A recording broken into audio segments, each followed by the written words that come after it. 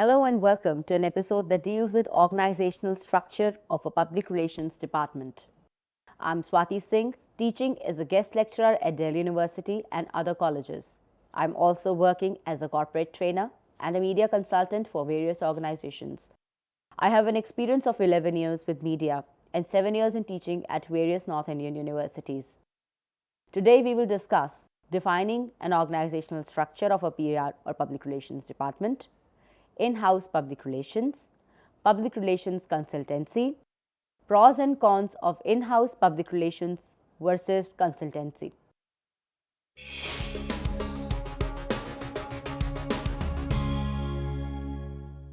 An introduction.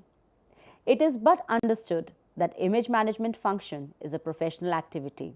Since public relations is defined as a planned, sustained, and deliberate effort, it would be fruitful once put in place in a well-defined structure of a public relations department, which handles all sort of public relations activities. But before we go on to discuss the physical structure, let's understand the basis or foundation of working of these structures. See, if you're talking about the organization structure on a whole, a PR department, now we do not, most of the organization do not have something like a structure. See, what happens, we are primarily the communicator to the general public, either it is a shareholder or a customer. But coming back, what I could tell you is the tools that we use, we can call it as a structural format for any PR professional. The first thing is we come out with lots of press releases. We come out with lots and lots of interviews of the management. We also do a lot of campaign, in which campaign is not necessarily the visual one. We also do campaigns which talks about the company's growth. Now, how we do that is the module in which we work. Like for example, my MD, he goes to the channel immediately after the financial board meeting, and my financial results are declared and published. Now, the business analyst in any channel or from the newspaper industry, they have an analysis of the financial results. Now, when they talk to the management, the managing director, he gives a certain amount of facts which talks about the not only the financial performance, it also tells you why it has fallen down or what is the expectations in the coming quarters. Now, we cannot really be very clear and specific as to what sort of a structure we need to do. It's all based on the needs. In other words, it's a need based modules we do. Like most of the press releases we give, we talk about the inauguration of a terminal, the construction of a new terminal, the flagging of a terminal. These are certain activities which comes up almost in all the terminals. As I told you, my organization, it has almost 62 terminals all over the country and 8 regional offices. Every day there are some activities which takes place, which needs to be highlighted in some format or other.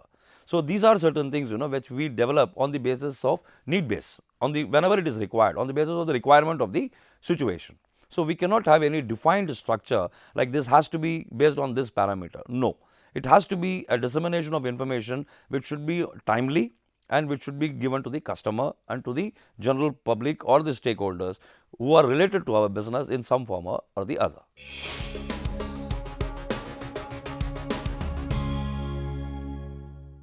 We'll start with functions of public relations. Now, you see, you are aware there is a new concept like RTI, which has come maybe 5-6 years down the line. That is right to information. Then all the government departments, they have a PIO, Principal Information Officer. Then you have a PO. So, what happens is most of the things which are addressed, these queries are sought, it goes to the PO. The PRO, as you see, we have to understand what exactly the PR function is. We interact, any organization needs a PR to interact with its customer and with its shareholders, and to the internal level to the employees. Now, the employee level, most of the things are taken care by the individual HR department of the organization. So, what we major contribution is towards the electronic media, towards the print media, to the general public, in which we talk more about the company's performance, the company's role, the company's standing, and what exactly we do, and make them to understand what are the benefits that are being offered, or what are the features, salient features we do, and what we can give to the general public as a whole. If it is a service industry, we talk about the services that is being provided by us. So, we educate or we tell them like, look, we also do this. Most of the people are not aware. So, we tell them like this company is also into this. So, this is the primary function of the PROs in a government organization. We have nothing much to talk on the policies that is being framed by the government and passed on to the PSUs, which is being implemented by the management.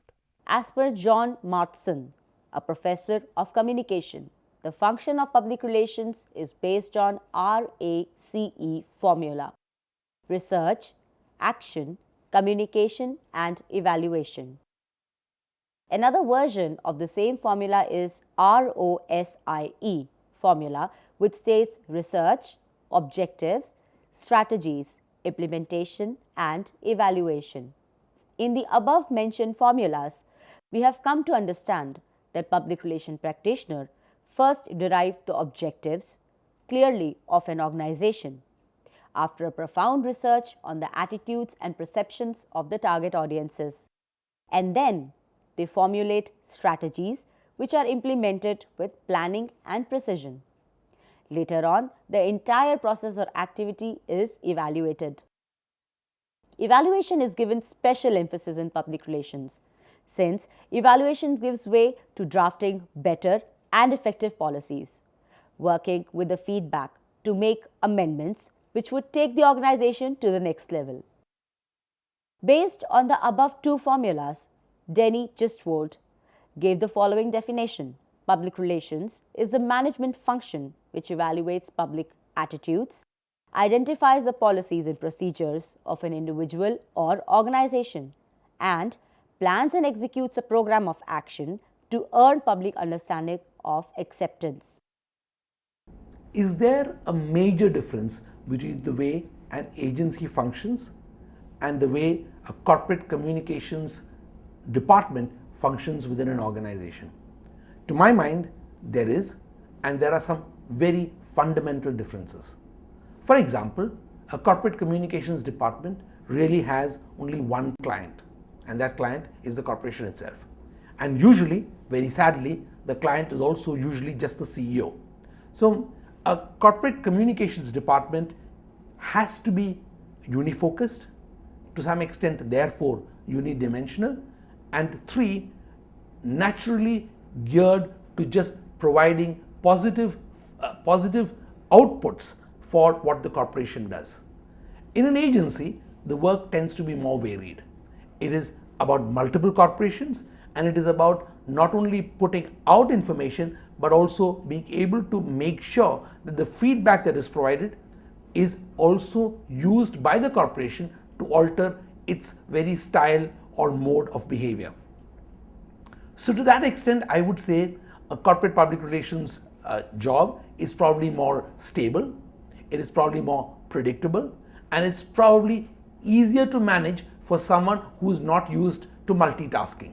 So for example, the people in perfect relations have to be, by their very genetic structure, capable of multitasking, which means sometimes that we have more women than men, but also people who have a naturally agile mind. That's a basic qualification. To be able to switch from one client's need to the other is something that a consulting person has to have the skill of to start with.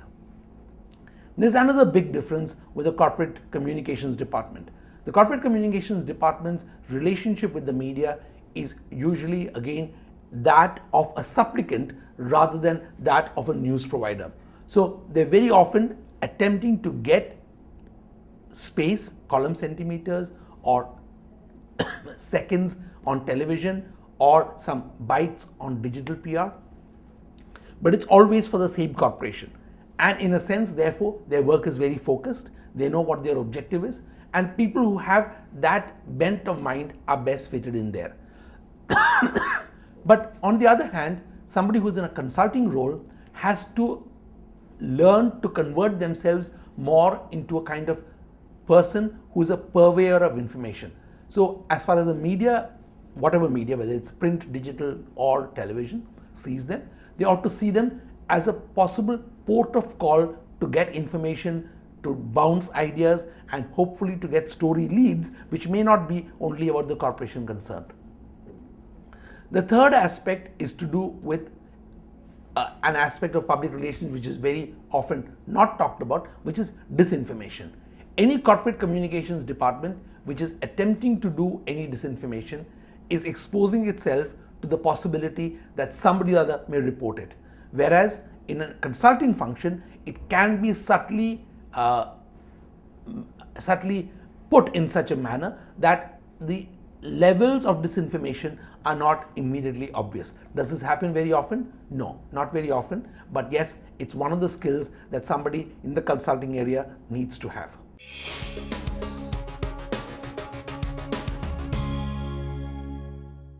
Government PR Agency. Press Information Bureau. PIB under the Ministry of Information and Broadcasting is with Government of India. It is a public relation agency of the government which, on behalf of the government, gives out information to the media. In a similar way, state governments also have departments or directorates of information which look after the public relations of the states. The government public relation officers are also known as IOs or information officers. These public relation officers handle various ministries, public relation for all purposes. They too have well-structured departments which function for publicity and promotion of various ministries and the government. This would be explained henceforth. Government policies, normally, no PROs make any comments on that. The company that adopts, it's mandatory. You just need to follow. There is no question of any deviation or making any comment on a policy that is being passed on to the PSU by the Government of India. See, almost all the PSUs work under some ministries. See, they have their guidelines, and all these guidelines you need to follow. So, as such, the PR department has nothing much to say on this. See, most of these guidelines doesn't pertain to what you talk to the general public. It pertains to the functioning of the organization. So, the PR doesn't have much role to play on the policies that is being given by the ministries.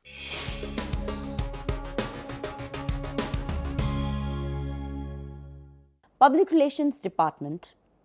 Public Relations Department varies from organization to organization, depending upon the size, the working, and the budget of the organization, if it is large, medium, or small scale. Normally, many PSUs, they follow a system, like you have an entry level PROs, then you have an assistant manager, then you have a manager, then you have a senior manager, then you have a DGM, then you have a GM, and then you have a director PR. Now, this is only a bifurcation, but primarily the job that is related, certain decisions, certain policies which are being framed, and certain things which we do, and do's and not to do, do's and don'ts in a very crude way, is being defined. So, as such, it is primarily the convenience of the organization in which the PRO or the PR department functions. We cannot have a set hierarchy, like, the function DGM can do the same thing when an assistant manager does, or maybe some company doesn't have an assistant manager at all. You have directly a DGM or you have a GM. See, this is the trend of the company. It's primarily the requirement of the company. See, by the end of the day, the public relation department is only the department which facilitates in communicating what the management needs, what the organization really do or they want to be communicated. It's not that you purely base yourself on the structural structure of the PR department. There is no structural body. It has to be a accepted norm in which all the hierarchy functions together. Either it is an internal communication or it is an external communication. Certain organizations, like the government, are financially very strong and need constant image building. They have their own public relation agencies, while organizations which need public relations only for a certain issue or occasion hire a PR agency on contractual basis. Therefore, we have come to understand that public relations works both on in-house platform and consultancy platform. As the name suggests, an in-house type of structure is part of the organization itself. There are various departments in this structure in any organization, and public relations is one of them. Here, public relation is at times created as a standalone department. The head of the public relations department in such organization is the Director Public Relations. A public relation director has the same position as the head of any other department. The public relation departments are segregated at times on the basis of their functioning, namely Employee Relation Department, Media Relation Department, investor relation department, shareholder relation department, community relation department, government relation department, etc. If an organization is huge, it has many public relation offices in its various locations and branches all over the place. Also, certain big organizations have different public relations for each brand under them. For example, HCL or Hindustan Lever Limited. Also, certain organizations in-house have public relation departments segregated on the basis of their specialization. Headed by the Deputy Chief of Public Relations, the departments are as follows. Public Relations Setup in the branches, House Journal Production Unit, Corporate Public Relation Officers, Print and Publication Unit, Media Relations Unit, Photography Unit. PR internally is able to handle the image of the organization 24/7. This enables the public relations to publicize identity of the organization and handle any and every crisis as and when it surfaces. But then, not all the organizations need a full-time public relation department, since they don't have much PR activities happening or have a very small organization, can't afford the salaries of entire public relation department for the entire year. In this case, organizations hire consultancies. To be a PRO in an organization, you also need to understand the nuances of the organization, need to spend time in the process of the organization, need to understand the politics of the organization. If you don't have the investment to spend time understanding that, you don't have the investment to work in any organization, big or large, as a public relations officer. And a public relations officer has an easier time than a public relations professional who works in an external consulting company. So start as PRO in an organization after your basic skills, build up those skills in an organization, small or large, and then hope to become a consultant 10 years down the line. I'd say those are about the basic building blocks again of becoming a great professional.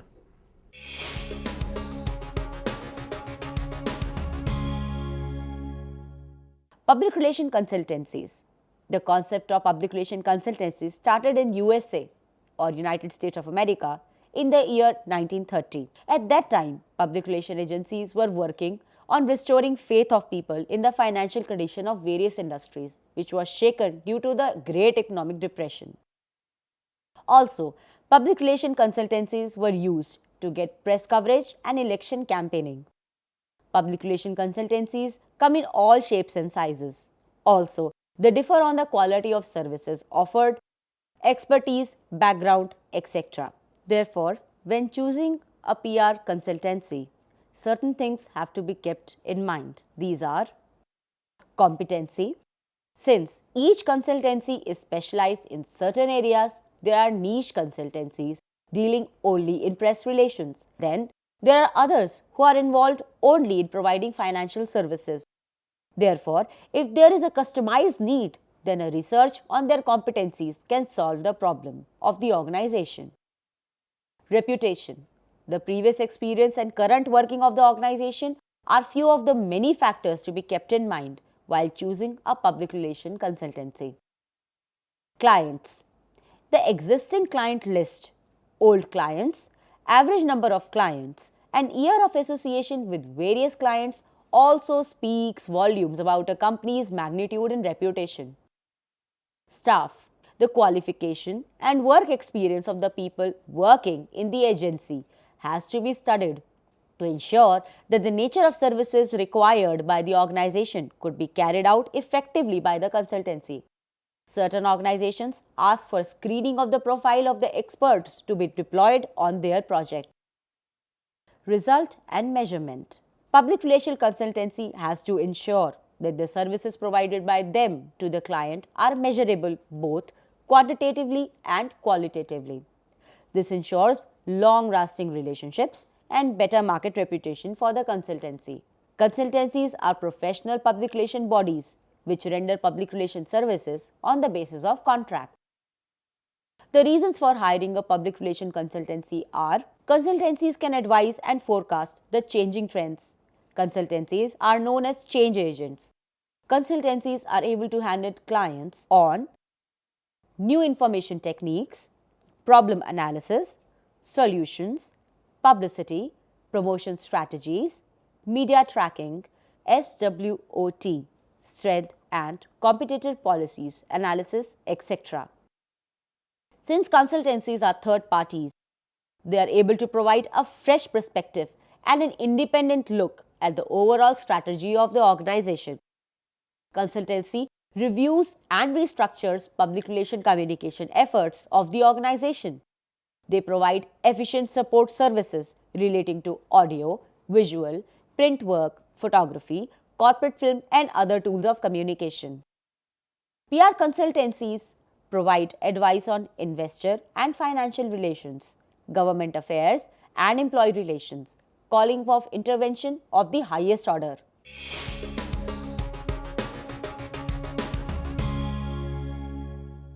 Remuneration of a public relation consultant. Remuneration or payment charges by a consultancy depends both on the nature and magnitude of the project or assignment allotted to them by an organization. There are basically 4 methods which are deployed to pay the consultancies, which are on the basis of daily wages. The charges on daily basis vary from 5,000 rupees to 25,000 rupees depending on the nature and difficulty level of the assignment. Per project payment. The project here is a well-defined and chalked out project which has to be completed on a given deadline. The payment for such work is generally on monthly basis. Per hour payment. For a short-term assignment, this mode of payment works well. Here, the consultancy or the consultant lends highly specialized services. The billing is made as a rough estimate amount charged as per the skill requirements and complexity of the assignment in hand. Retainership fee. It is a method wherein a consultant is paid on monthly basis, even if his or her services are not availed. This would be done irrespective of the fact of whether he or she is contributing any work consistently or not to the organization. Here, the consultant bears great experience and is in a position to guide the organization on various issues or work related to public relations from time to time. Extra charges. Consultants charges for TA, travel allowance and telephone bills separately, since each of these has to be paid to them with respect to the services they deliver for the company.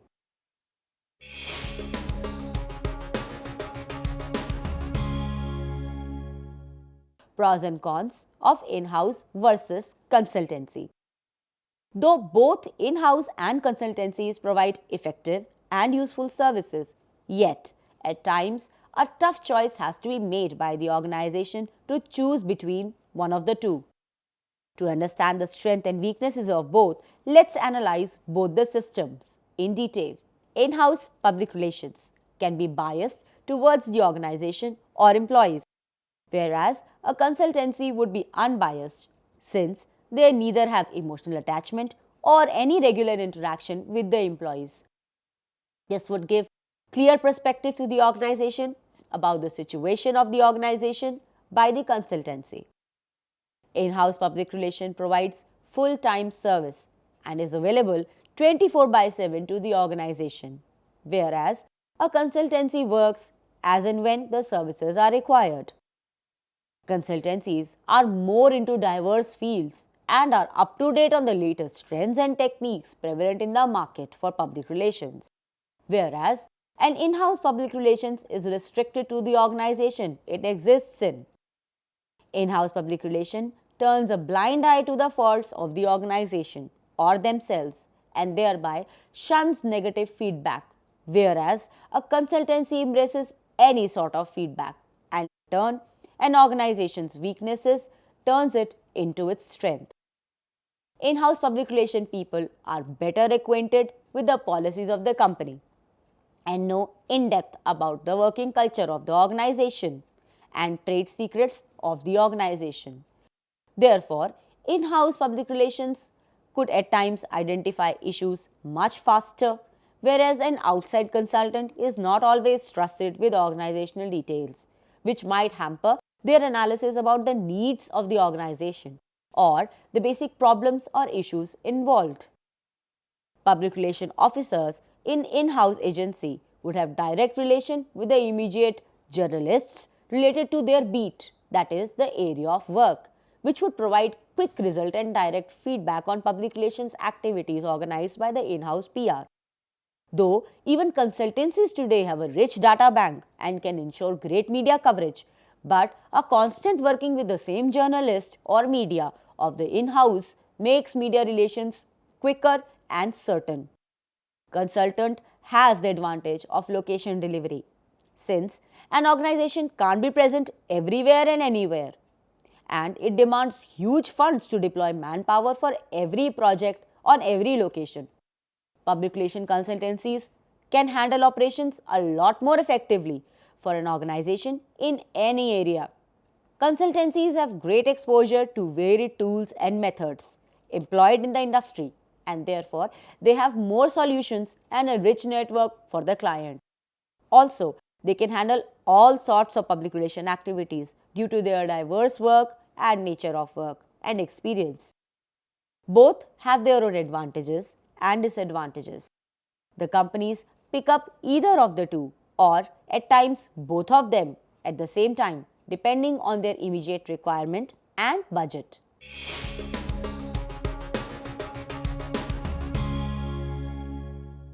Now it's time for a quick recap. We discussed the organizational structure of a public relation department. In the process, we identified two structures of public relations, that is, in-house and consultancy. The working, payments, strength, and weaknesses of both were discussed to give us some insight into the working of both structures. In the end, we conclude with the understanding that both in-house and consultancies are useful and are required to handle public relations operations for a company or individual. I hope you enjoy the lecture. Good day and take care.